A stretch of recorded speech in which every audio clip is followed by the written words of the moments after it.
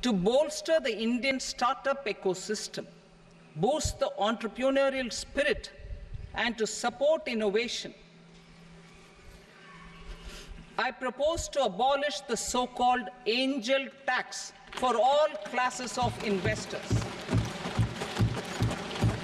Hello everyone, this is Tushar और आज की इस वीडियो में हम बात करेंगे एंजल टैक्स की। 23 जुलाई 2024 को फाइनेंस मिनिस्टर निर्मला सीतारमण ने अपनी बजट स्पीच के दौरान ये अनाउंस किया कि गवर्नमेंट ऑफ इंडिया अब से एंजल टैक्स को रिमूव कर देगी। और आज की इस वीडियो में हम इसी एंजल टैक्स की बात करेंगे। इस वीडियो में हम ये देखेंगे कि एंजल इन्वेस्टर्स क्या होते हैं, एंजल इन्वेस्टर्स क्यों किसी भी इकोनॉमी में इम्पॉर्टेंट होते हैं, एक अनलिस्टेड कंपनी क्या होती है, फिर हम ये देखेंगे कि जो एंजल टैक्स है वो क्या है और उसे क्यों हटा दिया गया, उस टैक्स को कब लाया गया था और क्या क्या वो प्रॉब्लम्स थी जिसके वजह से गवर्नमेंट ने उसे रिमूव कर दिया है। तो चलिए शुरू करते हैं। तो अपना पहला पॉइंट है कि एंजल इन्वेस्टर्स कौन होते हैं। तो angel investors basically high net worth individuals होते हैं जो अपनी पर्सनल इनकम को किसी बिज़नेस स्टार्टअप में या किसी स्मॉल स्केल या मीडियम स्केल कंपनी के अंदर इन्वेस्ट करते हैं। ये जो हाई नेटवर्थ इंडिविजुअल्स हैं ये कोई आम आदमी नहीं है, ये वो लोग हैं जिनकी नेटवर्थ 5 करोड़ से ऊपर है। इंडिया के अंदर अगर कोई पर्सन जिसकी वेल्थ 5 करोड़ से ऊपर है, यानी कि जो नेटवर्थ है उस पर्सन की वो 5 करोड़ से ऊपर है, तो वो HNI कैटेगरी में कंसीडर किया जाएगा। जनरली ये लोग किसी न किसी कंपनी के CEOs होते हैं या किसी बड़ी कंपनी के चेयरमैन होते हैं। और अगर रीसेंट डेटा की बात करें तो इंडिया के अंदर लगभग 7.9 लाख हाई नेटवर्थ इंडिविजुअल्स रहते हैं और 2027 तक 16.5 लाख HNI पर्सन्स इंडिया के अंदर होंगे। और अगर आप ओवरऑल इंडिया की पॉपुलेशन के हिसाब से देखोगे तो ये 1% से भी कम लोग हैं। अब हम बात करेंगे कि ये जो एंजल इन्वेस्टर्स हैं उनकी क्या इम्पोर्टेंस है। सपोज़ कि आपने एक कंपनी शुरू की है और इनिशियल लेवल पे उसको ग्रो कराने के लिए, आपकी जो कंपनी है उसको आगे बढ़ाने के लिए आपको फंड्स चाहिए। अब ऐसे में अगर आप बैंक के पास जाओगे तो बैंक आपसे कोलेटरल की डिमांड करेगा, क्योंकि जो आपकी कंपनी है वो एक वेल एस्टेब्लिश्ड कंपनी नहीं है। तो जो बैंक है वो बहुत ज़्यादा इंटरेस्ट लेगा नहीं आपको लोन देने के लिए। और चूँकि आपकी कंपनी अभी एक नई कंपनी है तो आपके पास इतने एसेट्स भी नहीं हैं कि आप उन एसेट्स को एज अ कोलेटरल रख के आप उसके अगेंस्ट आप लोन ले लो। और आपकी कंपनी इतनी बड़ी कंपनी भी नहीं है कि आप मार्केट में कॉरपोरेट बॉन्ड्स इशू करके पैसे को उठा लो। तो ऐसी सिचुएशन में सामने आते हैं एंजल इन्वेस्टर्स।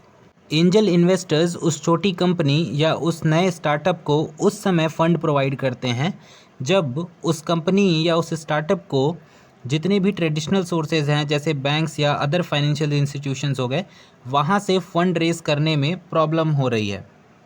तो इस तरह से जो छोटी कंपनीज़ होती हैं या जो छोटे स्टार्टअप्स होते हैं उनको फ़ंड प्रोवाइड करके जो एंजल इन्वेस्टर्स होते हैं वो कंट्री के अंदर एंटरप्रेन्योरशिप को बढ़ावा देते हैं।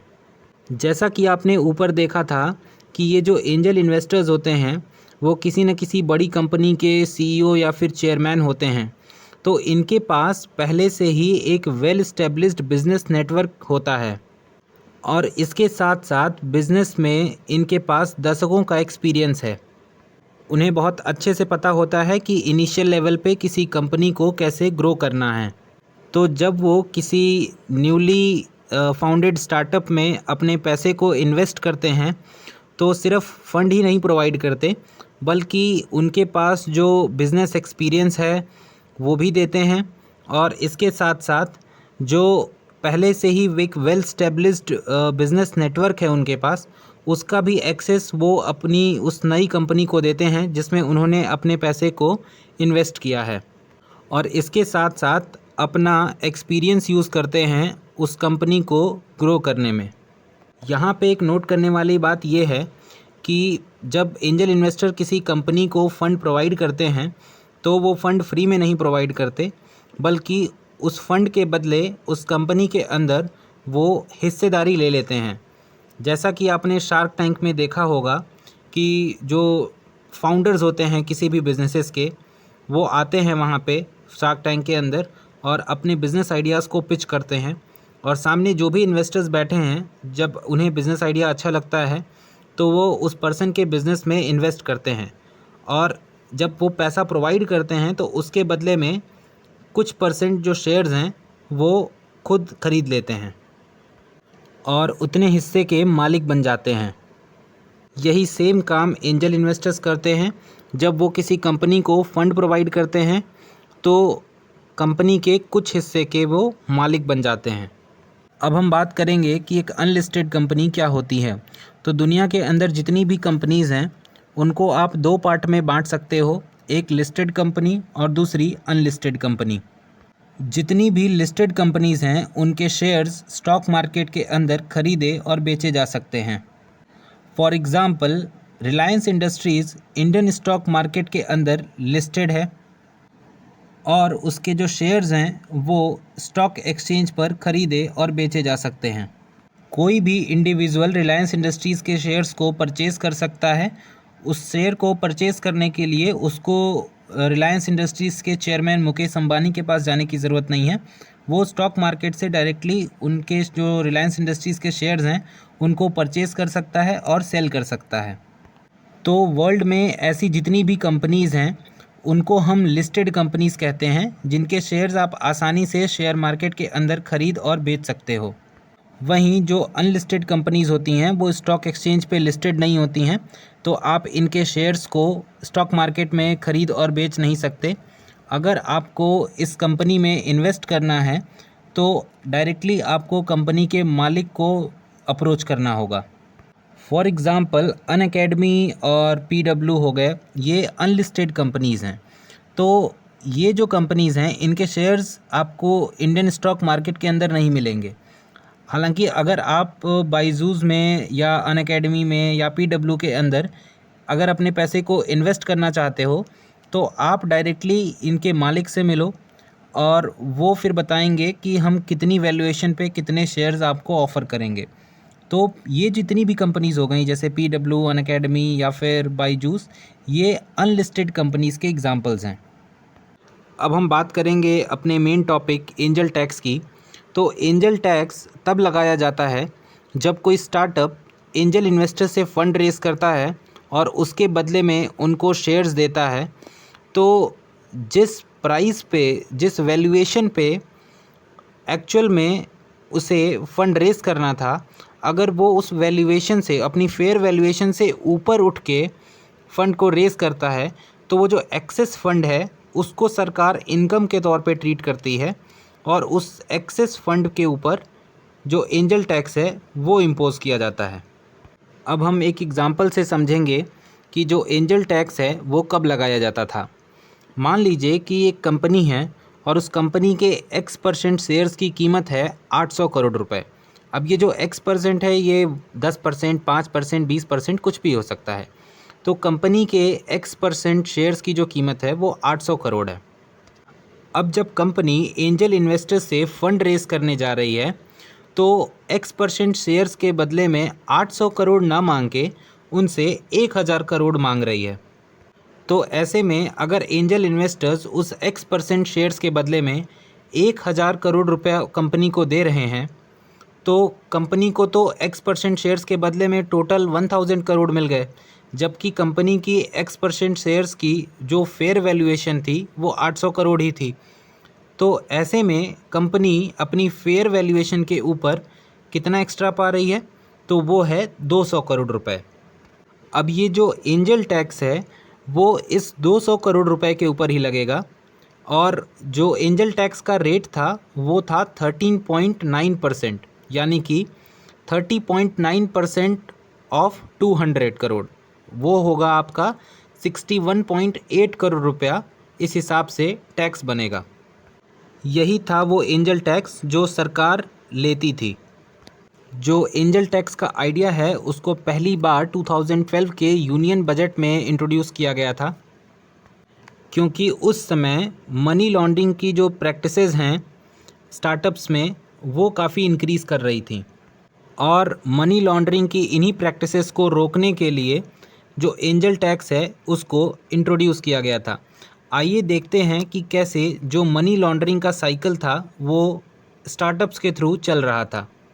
मान लीजिए कि एक पर्सन है जिसके पास 1000 करोड़ रुपए ब्लैक मनी है।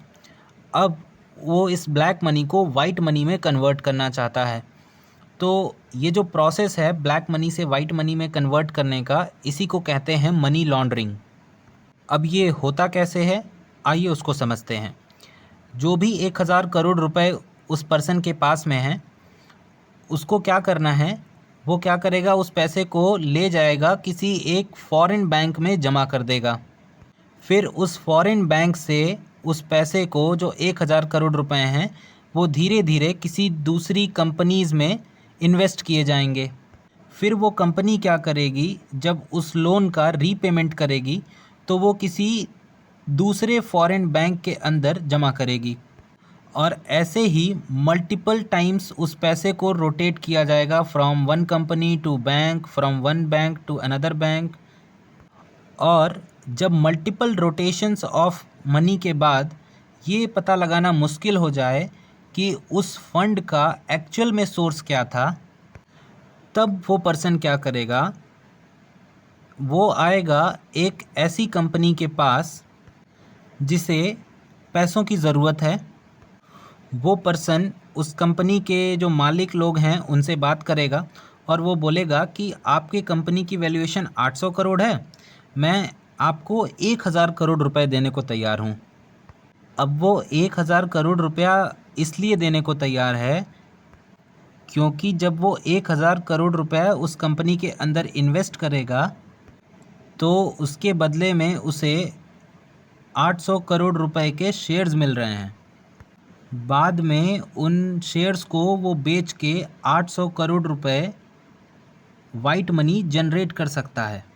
तो आप देख रहे हो कि कैसे 1000 करोड़ रुपए जो पहले ब्लैक मनी हुआ करती थी, वो धीरे धीरे मल्टीपल इंस्टीट्यूशन से होते हुए और इन्वेस्टमेंट के दरवाजे से गुजरते हुए अब 800 करोड़ रुपए की वाइट मनी बन चुकी है।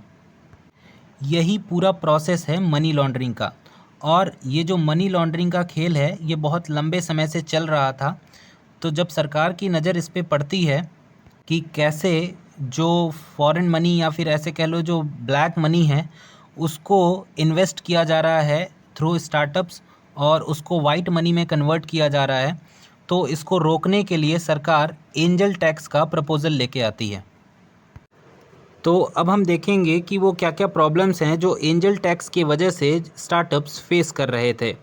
तो रीसेंट ईयर में जो स्टार्टअप्स हैं उन्होंने काफ़ी कंसर्न जताया एंजल टैक्स को लेके और एंजल टैक्स को क्रिटिसाइज़ भी किया और इसे अनफ्रेंडली और अनजस्ट बताया, क्योंकि उनका मानना था कि एक स्टार्टअप की फेयर मार्केट वैल्यू डिटरमाइन करना इम्प्रैक्टिकल चीज़ है। स्टार्टअप्स का ये भी कहना था कि जो असेसिंग ऑफिसर्स होते हैं जो असेसमेंट करके फेयर वैल्यूएशन डिसाइड करते हैं किसी स्टार्टअप की, उनके जो मेथड्स हैं वो सही नहीं हैं। यानी कि जो उनके मेथड्स हैं वो जो टैक्स अथॉरिटीज़ हैं उनको ज़्यादा फेवर करते हैं और ये स्टार्टअप्स के लिए ठीक नहीं है।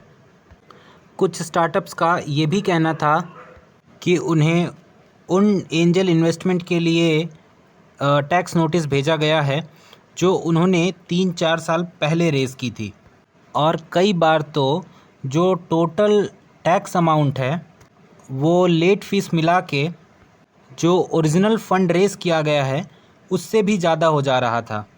तो उस स्टार्टअप ने जितने का फ़ंड नहीं रेज़ किया उससे ज़्यादा वो सरकार को टैक्स पे कर रहा है। तो ऐसे में जो नए नए स्टार्टअप्स हैं उनके लिए काफ़ी डिस्करेजिंग हो जाता था और इस कारण से उन्हें जो एंजल इन्वेस्टर्स हैं उनसे फ़ंड रेज़ करने में भी काफ़ी प्रॉब्लम आती थी। तो ये वो कुछ सारी प्रॉब्लम्स हैं जो स्टार्टअप्स फेस कर रहे थे due to the angel tax. तो इन सारी प्रॉब्लम्स को ध्यान में रखते हुए सरकार ने जो 23 जुलाई 2024 को बजट पेश किया उसमें इस एंजल टैक्स को रिमूव कर दिया। तो अगर सरकार ने एंजल टैक्स को स्क्रैप कर दिया तो फिर सरकार उस प्रॉब्लम से कैसे निपटेगी जिससे ब्लैक मनी जो था वो स्टार्टअप में इन्वेस्टमेंट के थ्रू वाइट मनी में कन्वर्ट किया जा रहा था, यानी कि जो मनी लॉन्ड्रिंग की समस्या थी, अब सरकार उससे कैसे निपटेगी अगर एंजल टैक्स को रिमूव कर दिया तो गवर्नमेंट का मानना ये है कि जो prevention of money laundering act है या फिर जो ब्लैक मनी एक्ट है, उसके जो प्रोविज़न्स हैं, अगर उनको स्ट्रिक्टली इम्प्लीमेंट किया जाए तो वो सफिशिएंट हैं, तो एंजल टैक्स लगाने की ज़रूरत नहीं है। तो ये थी कहानी एंजल टैक्स की। Do let me know in the comment section कि ये वीडियो आपको कैसा लगा, और अगर आपकी नॉलेज में कुछ वैल्यू एडिशन हुआ है तो do like, share and subscribe.